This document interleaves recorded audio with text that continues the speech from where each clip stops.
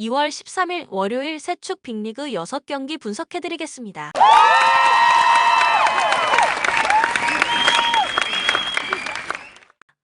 전날 추천픽 공개해드리며 수익이 발생될 수 있도록 최선을 다하겠습니다. 또한 최종 분석픽은 가족방에서 무료로 공유합니다. 참여를 원하시는 분은 카카오톡 또는 텔레그램을 통하여 연락 주시길 바랍니다. 스포츠 분석 토작가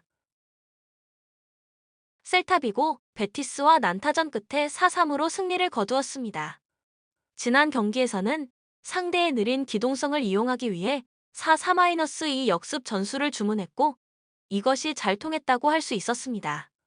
베티스가 높은 라인을 구축하는 것을 선호하고 팀의 역습 커버 능력이 썩 좋지 못하다는 점을 잘 파고든 것. 다만 기본적으로 아틀레티코가 수비에 강점을 가지고 있고 베티스는 카르발류의 징계로 3선의 부하가 상당했다는 점을 감안하면 역습 성향의 공격 패턴이 크게 효과를 보기는 어려울 가능성이 높다. 아틀레티코의 성향을 감안하면 수비적으로는 꽤 괜찮은 모습을 보일 수 있습니다. 셀타비고의 압박 라인이 하프라인 부근으로 조정되면서 수비적인 리스크가 상당히 줄어들었고 아틀레티코가 한 골을 넣은 뒤에는 수비적인 교체를 주로 하면서 공격의 고삐를 늦추는 편이라 추가골을 적극적으로 노리는 편은 아니기도 합니다. 아틀레티코, 헤타페와 1-1로 무승부를 거두었습니다. 시메오네 감독은 한 골을 넣으면 수비에 강점이 있는 선수들로 교체를 가져가면서 매우 수비적으로 경기를 운영합니다. 다만 전성기 시절의 수비력을 가지고 있는 상황이라면 모르겠으나 수비진의 상황이 썩 녹록치는 않아 패착으로 이어지는 경우가 많은 상황. 물론 실점 자체가 적기는 하지만 매 경기 수비진에서 실수가 나오고 있는 양상이 자주 나오고 있습니다. 공격은 아틀레티코의 꾸준한 문제점. 최근에는 4-3-3 대형으로 공격 시 선수들의 위치를 조정하면서 패스워크가 나아지기는 했지만 모라타가 고군분투하고 있는 것을 제외하면 찬스 미스가 꽤 잦은 상태. 특히 그리즈만의 경우 전개에 도움을 주는 것과는 별개로 결정력이 꽤 떨어진 모습이 역력합니다. 상대가 중앙을 틀어막아 버리면 측면으로 공이 돌면서 크로스에 의존하는 양상도 잦은 편.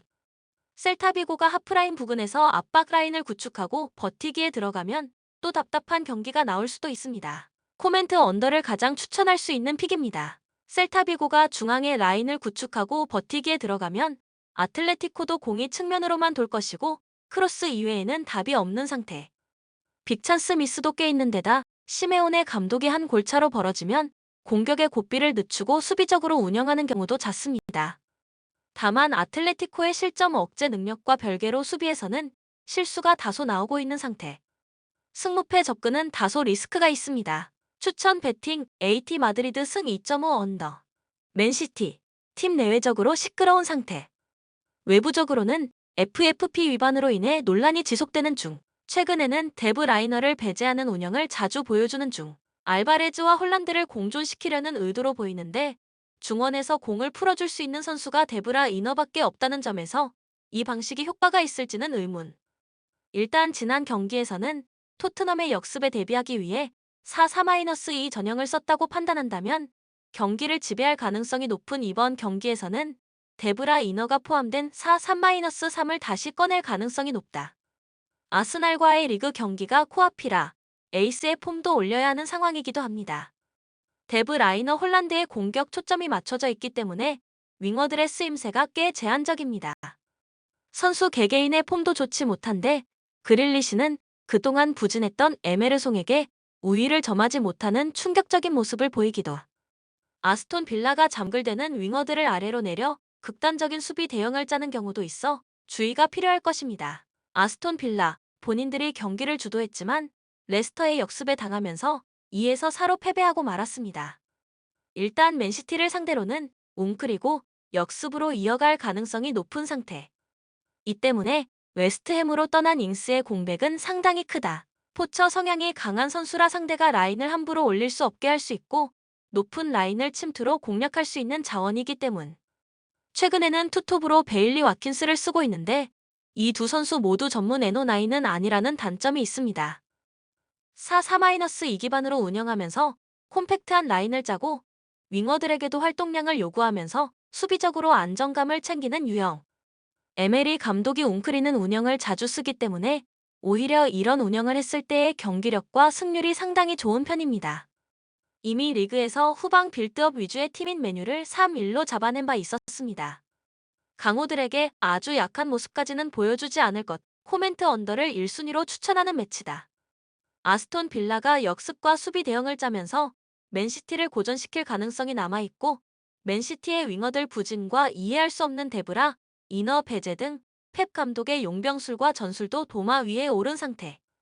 물론 전방 자원들의 퀄리티를 감안하면 맨시티가 우세한 경기를 만들 가능성이 높기는 하지만 생각보다 스코어 차이가 클 것 같지는 않습니다. 추천 배팅 맨체스터 시티 승 3.5 언더.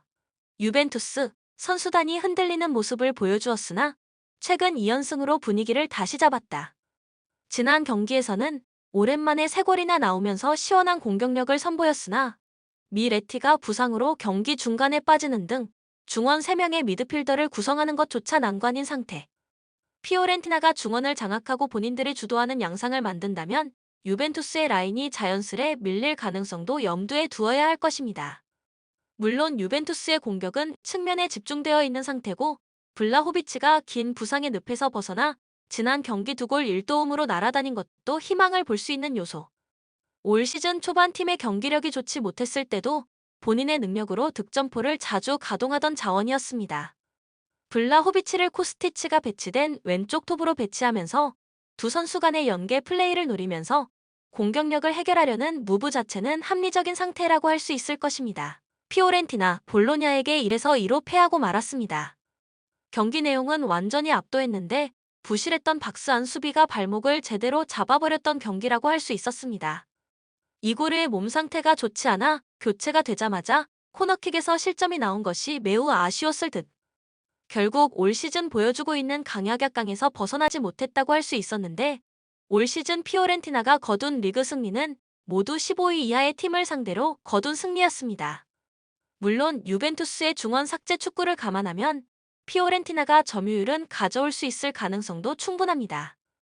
다만 지난 경기에서 요비치는 36회의 터치 수에 그치면서 가장 적은 터치 수를 기록하고 말았습니다.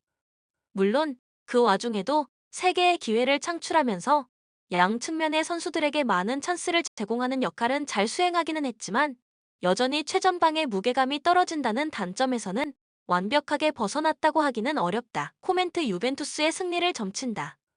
승점 삭감 징계에 대한 충격에서도 다소 벗어난 것으로 보이고 부상에서 돌아온 블라호비치의 직전 경기 활약상도 상당히 좋았습니다. 피오렌티나의 상위권 상대 전적도 처참한 수준. 의외로 점유율은 유벤투스가 밀릴 가능성이 있지만 무게감이 떨어지는 피오렌티나 공격진을 감안하면 유효한 공격으로 이어질 가능성은 높지 않을 것. 언더를 겸해도 좋을 것으로 보입니다. 추천 배팅 유벤투스 승 2.5 언더. 나폴리 3월에 라치오와 아탈란타와의 연전이 예정되어 있기 때문에 크레모넷의 사수올로 엠폴리로 이어지는 2월 3경기에서 모두 최상의 결과를 가져와야 할 것으로 보입니다. 이미 크레모네스에게 덜미를 잡혀본 적이 있었습니다. 컵대회에서 2-2로 무승부를 거두고 승부차기에서 져버린 코파 이탈리아 경기였는데 경기가 꼬일 기미가 보이자 김민재 등 주력 선수들을 대거 투입했음에도 크레모네세의 저력에 당하고 말았습니다. 물론 선발 자원들이 경기 시작부터 나올 이번 경기에서는 그때와는 다른 경기력을 보일 가능성이 높기는 합니다. 물론 지난 스페치아전 3-0 승리에서도 선수들의 컨디션이 썩 좋아 보이지는 않았다. 전반적으로 집중력이 떨어지는 모습이었는데 상대 수비에서 실수가 자주 나온 덕에 겨우 승리를 거뒀다고 볼 수 있었을 정도. 그래도 선제골이 터짐에도 지키기보다는 라인을 더 올리면서 상대를 공략하는 특성의 무서움은 잘 보여주었다는 점은 꽤 긍정적으로 볼 수 있었던 대목. 크레모넷에 아직 리그에서 승리가 없는 상태입니다.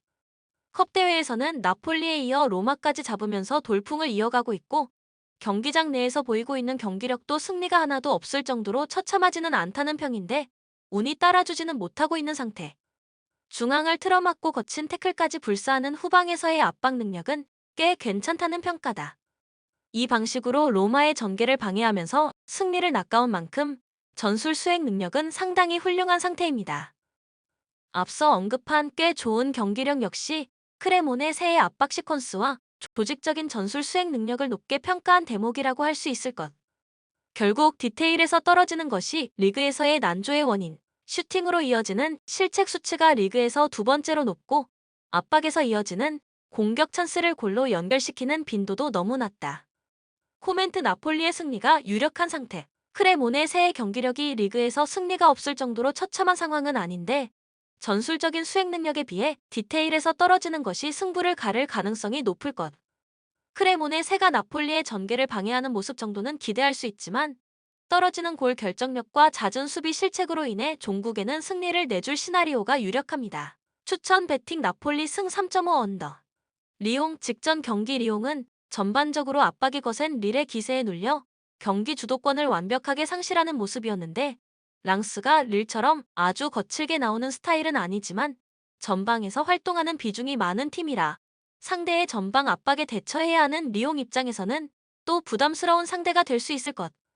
전방 압박에 시달린다면 리옹의 플랜인 후방부터의 빌드업에 문제가 생길 가능성도 높다.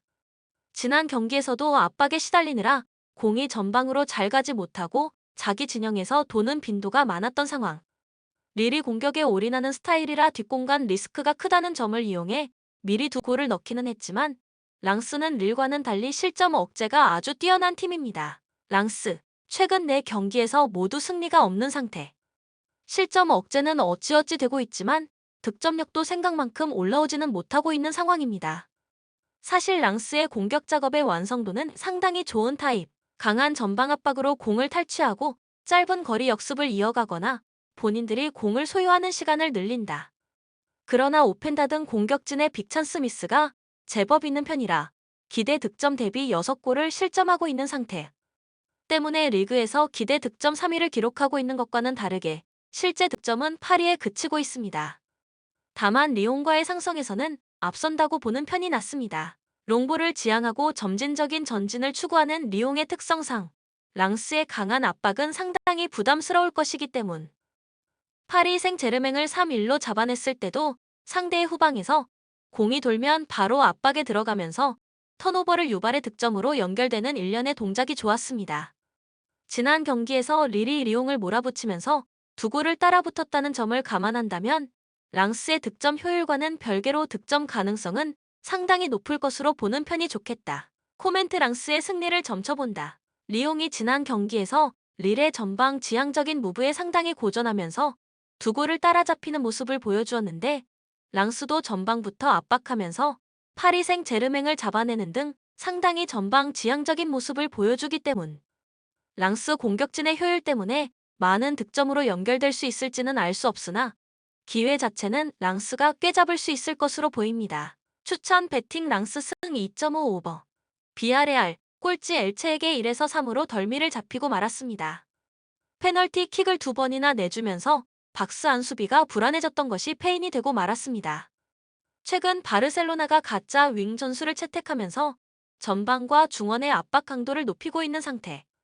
때문에 상대의 후방 빌드업을 방해하고 턴오버가 일어났을 경우에는 역습으로 이어가면서 경기력이 상당히 올라왔다. 굳이 후방 라인이 아니더라도 빌드업의 핵심인 파레오가 민첩성이 부족한 유형이기 때문에 중원에서 턴오버가 일어났을 경우에도 수비적인 위기가 나올 수 있습니다. 공이 전방으로 잘 돌지 못한다면 이를 타개하기 위해 모레노가 중원까지 내려올 수밖에 없을 것입니다. 다만 이 경우에는 최전방의 파괴력이 크게 줄 수밖에 없는 상태. 결국 측면 자원들이 모레노가 내려간 자리를 메우면서 공세에 나설 수밖에 없는데 2명의 측면 자원들이 중앙으로 가더라도 바르셀로나의 변형 300 때문에 3vs2의 수적 열세에 처할 가능성이 높다. 바르셀로나. 최근 사비 감독의 아이디어는 가비의 중앙 관여도를 높이고 발데와 알바가 직선적으로 움직이면서 중원과 전방의 숫자를 늘리는 것. 왼 풀백이 전진하면서 상대 수비가 쏠리면 우측에 배치되는 페드리에게도 공간이 상당히 많이 나오고 있습니다. 강팀들을 상대로 중원 리스크와 꾸준한 압박 능력을 유지할 수 있는 상태. 이미 레알 마드리드를 이 방식으로 3-1로 잡아내는 등 괜찮은 아이디어라고 평가받고 있는 중. 물론 부스케츠가 3주 부상을 끊었기 때문에 1차 빌드업을 책임질 선수가 필요하다는 점은 변수. 다만 대용을 피보테 자리에 서게 하면서 빌드업을 맡기고 캐시에를 메잘라 자리에 배치하는 것으로 대응할 수 있습니다. 캐시에가 활동량과 볼 소유에는 강점이 있는 선수고 지난 경기에서도 알바에게 어시스트를 기록하는 등 훌륭한 활약을 보여주었기 때문에 사비 감독이 구상하고 있는 전술 기조가 크게 변하지 않을 가능성이 높다. 코멘트 바르셀로나의 승리를 점친다. 가짜 윙 전술로 바르셀로나가 수비 리스크와 압박 시퀀스를 꾸준히 가져가고 있는 것이 크다. 기본적으로 중원을 두텁게 가져갈 수 있는 전술이라 강팀을 상대로도 중원 싸움에서 쉽게 밀리는 양상은 나오지 않을 것. 압박 강도의 유지로 인해 비아레알이 지난 경기에서 보여주었던 박스안 수비 불안과 파레호의 기동성 리스크가 두드러질 수도 있을 것입니다. 추천 베팅 바르셀로나 승 2.5 오버. 본 영상은 참고용 기초자료 영상입니다. 좀 더 정확한 분석 픽은 가족방 또는 정보방에서 무료로 공유해드립니다. 많은 참여 바랍니다. 스포츠 분석 토작가